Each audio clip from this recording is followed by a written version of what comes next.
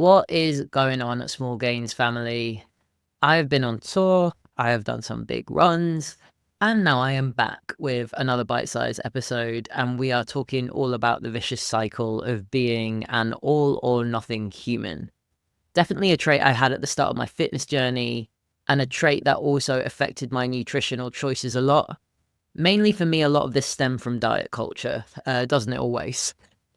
I would go in these cycles of trying some new quick fix diets when I was younger because that was just the way things were. That was the way things were marketed to me. That was the way I saw my mum grow up in the 90s trying all of the Weight Watchers, the Slimming Worlds, the Slim Fast.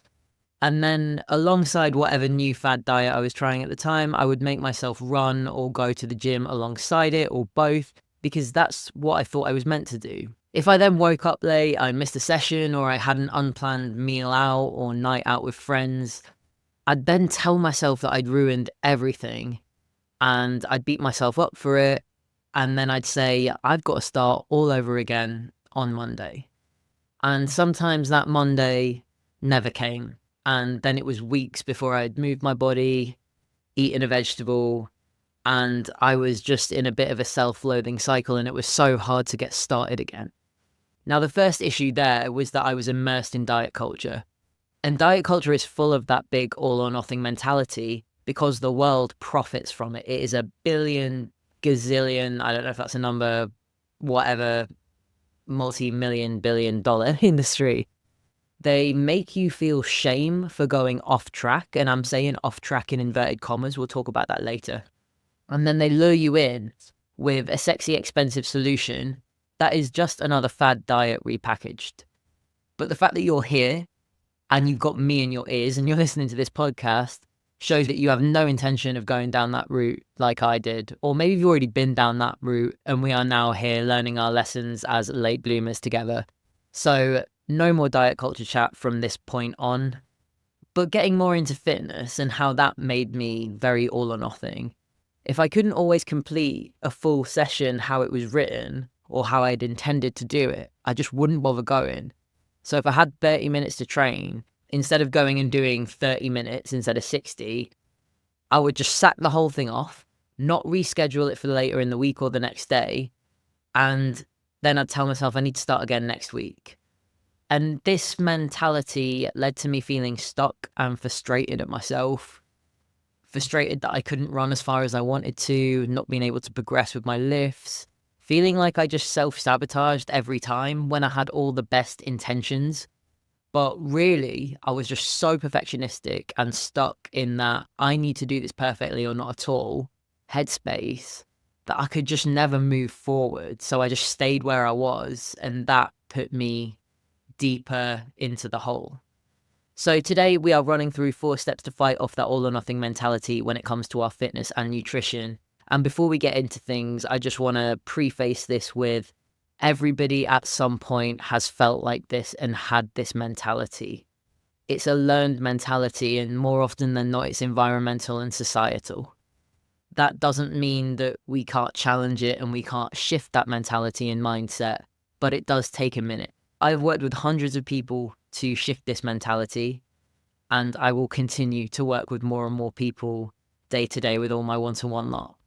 So I don't want you to think you're the only one that struggles with this, because most of us do, if not all of us do. All right, let's do the thing.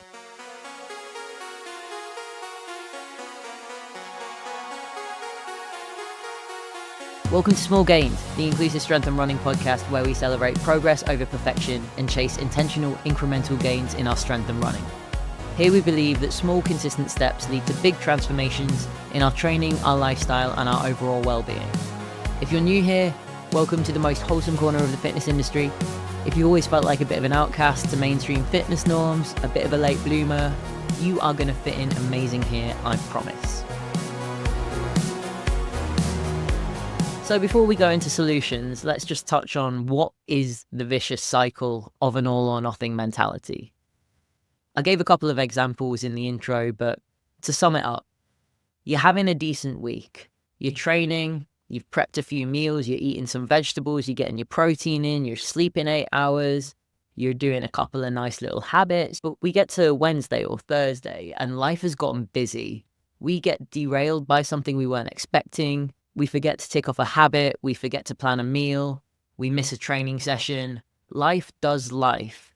And at that point, when the all or nothing mentality kicks in, we tell ourselves we have fallen off track. I am saying falling off track in the biggest inverted commas you can imagine right now. We then tell ourselves that we can't continue with our perfect plan because we've ruined it. And so we need to start again next week. And then we end up skipping the rest of the week, maybe the week after that, maybe the week after that. And then before we know it, the gap has built up and it gets harder and harder to get back into things. When really we could be expending a lot less mental energy and giving ourselves a much nicer time of it by being a little bit less perfectionistic about everything. Now, with an all or nothing mentality, we are often needing to undo years of learned behaviors stemming from things that you might have always done. So we want to have patience because it's a massive mindset shift. And again, it's all learned behaviors, and that's environmental, that's societal. We might have taken it from our parents, our family, our friends, TV, the news, everything. So have patience with challenging this mentality. It's a big mindset shift and it's definitely not going to happen overnight, but that's okay. It's not sexy. We only do unsexy work on this podcast, I'm afraid, but it does then make you very, very sexy in the long run, I promise. I really should stop saying that, shouldn't I? When we think about an all or nothing mindset around food and exercise, one thing I've noticed is that we can really emotionally link it with things that have caused us stress or trauma in the past, especially if we come from a place where food and exercise were talked about from a place of shame. They were talked about as tools to manipulate our bodies, to make our bodies smaller, and not necessarily as things that enrich our life. And they're always taught to us as things that we have to do, and not things that we actually get to actively choose to do. But as we know, we can't shame ourselves into having the habits that we want to embody. So the more we then beat ourselves up, the less we manage to move forward and the less chance of ditching the all or nothing mentality that we have in the first place. So the vicious cycle of all or nothing is thinking that as soon as one little thing doesn't go how you want it, everything else has to fall by the wayside. So how do we beat it? I've broken this down into 4 different categories of what I think is really important, and these are all things that I use with my people inside Fuzz Culture Club. So firstly, maybe the most important one, I should really end on the important one, but I'm going to start with it because it's the biggest. Imperfect action. You have heard me bang on about imperfect action on the podcast a couple of times. If you are one of my one-to-one humans, you have heard me bang on about it all the time. Doing things imperfectly is so important when it comes to challenging an all or nothing mindset, a perfectionist mindset. And I am a hypocrite because when it comes to music, I really struggle to practice imperfect action. But from my fitness career, I'm actually getting better at it. It's weird how worlds can collide in that sense, I guess. But we want to practice imperfect action in everything that we do. We want to allow ourselves to show up imperfectly. Saying to ourselves, I can't do this week just as I planned it, so I'll just do it again next week and give up, is actually a bit of a weird flavor. Because although one little thing might not go to plan, it doesn't mean that other things around it can't. So if, for example, you've planned your workouts for the week and then you get invited to something or something comes up with work and you now can't do a workout on a day that you intended to do it, instead of thinking, I fucked it, I'll just go again next week, what we actually want to do is practice imperfect action and think, well, there's no way I'm getting that workout in because my schedule has changed. But what I can do is get my other 2 workouts in and not worry about the third one. And then hopefully I'll get that in next week. Practicing imperfect action is saying to yourself, even though I've been invited out for a really nice meal at the weekend, that doesn't mean that I can't eat my fruit and veggies and get some good protein and nourishment in the rest of the week. So what we're doing here is we're not treating disruptions to our schedule or to our habits or to our nutrition as a negative. We're being completely neutral towards them, and we're accepting that they will happen. And an analogy that I quite like for this is like, if you dropped a tenner in the street, if you lost 10 quid, you wouldn't be like, oh, fuck, I've lost 10 quid. That means I've got to take all of my money out of my bank account and I've just got to throw it in the bin. You actually think, oh no, I lost £10. That is really frustrating. I need to be a little bit careful this week because I was going to use that for something. And it's going to be the same with our fitness and nutrition. I don't have enough time to train today, so I'm not going to bother to do it the rest of the week. But when you've got the time to do it the rest of the week, why wouldn't we? We really want to challenge that perfectionist mindset because we don't necessarily embody it in other areas of our life. And then the final point I've got on practicing imperfect action is there is never going to be a perfect time to do anything ever.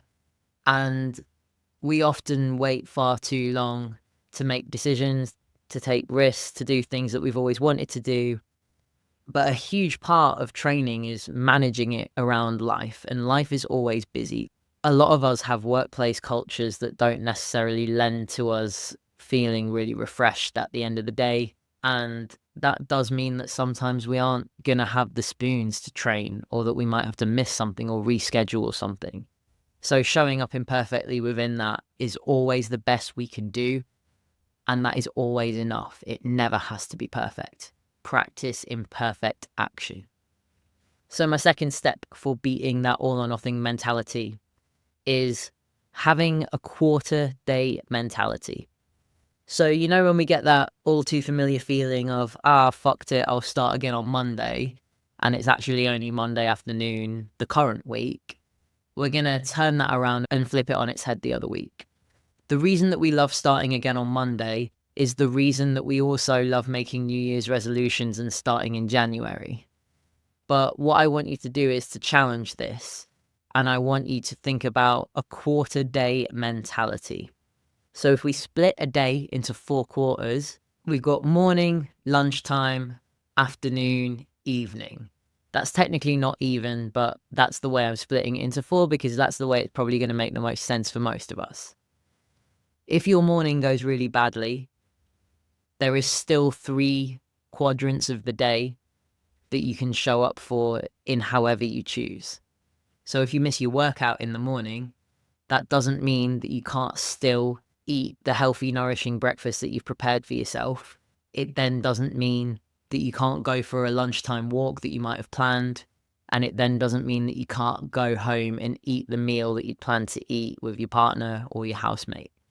When one part of your day goes a little bit wrong, there's always going to be another part of the day that can go a bit better.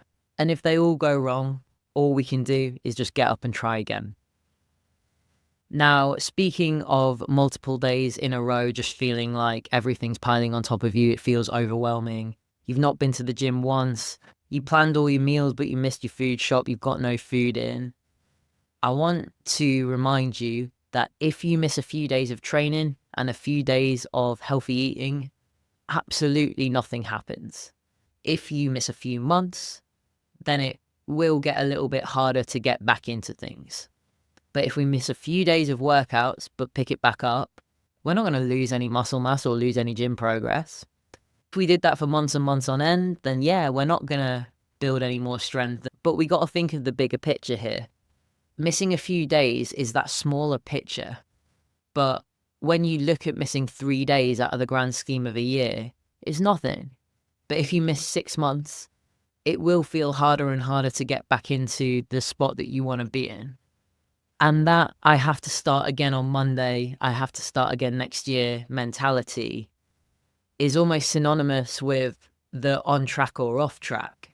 So if you're doing all the things you intend to do, you're on track. But if you're not doing a couple of them, then you're off track. But actually, it's just really normal for us to not be able to do everything all of the time and be everything to ourselves and everyone else and our friends and our family and our workplace and whatnot. If we always had to stay on a track to maintain good habits, good work-life balance, good exercise and nutrition, then no one would be able to do it. But the people that embody that imperfect action or that quarter day mentality, the fact that A couple of things can go wrong, but it's okay. It doesn't mean that everything else has to. Those are the people that miss a few days and nothing happens, and they just get back into it. Don't think I have to start again on Monday when a couple of bits go wrong. Have a quarter day mentality. All right, number three on our beating all or nothing. Number 3 on beating that all or nothing mentality. Don't scold yourself. I did that episode a while back on holding yourself to a higher standard without being a dickhead to yourself. This is more of that. We don't want to put loads of guilt and shame on ourselves. We actually want to rationalize what we're feeling. So if, for example, you miss a workout and you think, I've completely ruined my plan for the week, take a pause and ask yourself, have I actually ruined it? Or have I just missed a workout? And we're going to take a really neutral stance to that. Yeah, you've missed a workout, but we already know that if we miss a few days here or there, it's not the end of the world because the bigger picture is the one that counts. And it's only one workout. We're going to reframe that from, oh my God, I've missed a workout, to, it's only one workout. That's all good. I'll hit it tomorrow. If you plan to eat a really delicious, nourishing meal when you get home, but then on the way back, you end up in a pub with your friends, you're having a really nice time, and instead you get a takeaway on the way home, that doesn't mean you've ruined it. We're just going to think, well, it's just one unplanned meal. That's not going to do anything. And I can eat the food that I've prepared for myself tomorrow, or I can freeze it. Drop the guilt, drop the shame, don't scold yourself. Rationalize the situation. Ask yourself, have you actually ruined anything? Because you probably haven't. Take a neutral stance to the thing you're beating yourself up for and reframe it for yourself in the context of the bigger picture. And number 4, final step to beating that all or nothing mentality. If you have drifted from everything that you set out to do, maybe it's a workout habit, a nutrition habit, maybe it's a hobby, maybe it's a daily well-being practice. If it's been a while and it feels harder and harder to get yourself back in, if you've been out of the game for a while and it just feels impossible to get back into the swing of things, we have 3 options. Option 1 is to do something. Option 2 is to do nothing. And option 3 is to ask for help. So if we do nothing, nothing more will happen. We'll stay exactly where we are. We'll continue to not do the things that we want. We'll continue to not chase the little small gains, and we'll continue to not train. We'll continue to not nourish our body. We'll continue to not tick off the things that we intended to do. But we can do something. And the prompt that I really like here is, what is one thing I can do to make myself feel better? So it's not necessarily, how am I going to get back in the gym? How am I going to get back on planning my meals and doing a weekly food shop? How am I going to get back on ticking off that habit every day? We're actually going to start with, what is the one thing I can do right now to make myself feel better? It might be to eat breakfast because you've been skipping it. It might be to go outside for 5 minutes. It might just be to eat an apple and drink a glass of water. Just do something. That one thing will make you feel good, and that will grow into another thing. Just do something one bit at a time, because that's better than catastrophizing, beating yourself up, and saying you need to start again next Monday when maybe 6 Mondays have passed and nothing's happened. And if you're still finding that tough, then do not be afraid to reach out to your people, your chosen family, your friends, your partners, maybe your therapist. If you have a coach, your coach. If my clients are listening, me. Send the message. Don't be embarrassed, neutralize it for yourself, and send that message saying, I'm really struggling with this right now, and I just need a starting point. Because if a friend did that to you, you would help them find it because you're a good person, right? And they're going to do that for you as well, just like I would do it to any of my clients that did that to me. If we need to reach out and give ourselves a bit of an olive branch, give ourselves a little bit more accountability, that can count for so much. And I think I can almost compare this to body doubling. Now, a lot of us with ADHD find body doubling super, super helpful. Just the act of doing something at the same time as someone. once you make a connection and acknowledge something that you're struggling with out loud and you have a conversation about it, it makes it a lot easier to act on it than when it's just stewing in your head. So if it's been a while, reach out and do something, even if it's just the smallest thing. Ask yourself, what is the one thing I can do to make myself feel better? Start there. So that's our 4 steps to beating an all or nothing mentality. Practice imperfect action. Don't think you have to start again every Monday. Use a quarter-day mentality. Don't scold yourself when things don't go to plan. And if it's been a while, reach out and do something small to begin with. And then the final thing that I wanted to end on was a concept by James Clear. And I don't know how much I agree with it, so I kind of wanted to put it to you, and I think you can probably almost mold it into something that would work for you. But James Clear's rule is never miss 2.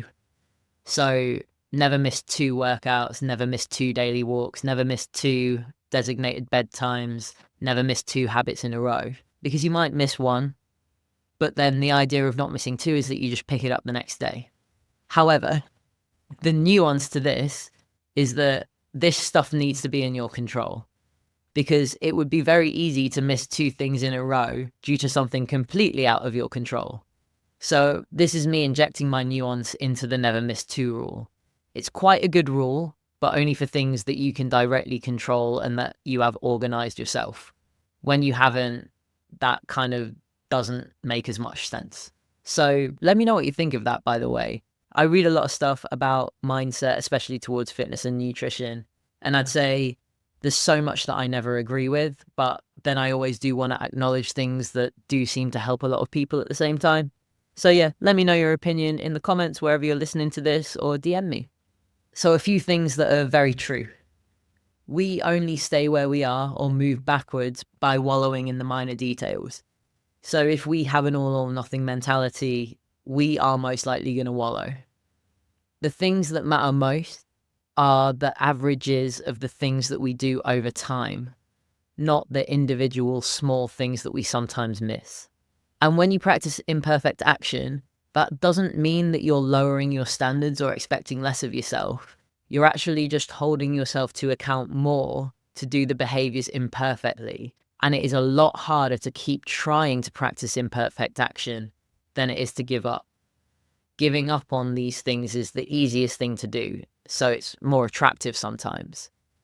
It's harder to imperfectly practice your behaviors as much as possible. And then finally, our bad days have a much bigger impact on our life than the good days. So if we take a neutral stance on those bad days and reframe them into something that's a little less self-loathing. I'm not talking super happy, toxic positivity. I'm talking about just reframing them for what they are and rationalizing them. Then they're going to have less of an impact on your life. And then the next part of that day might actually end up being all right. So thank you so much for listening, as always.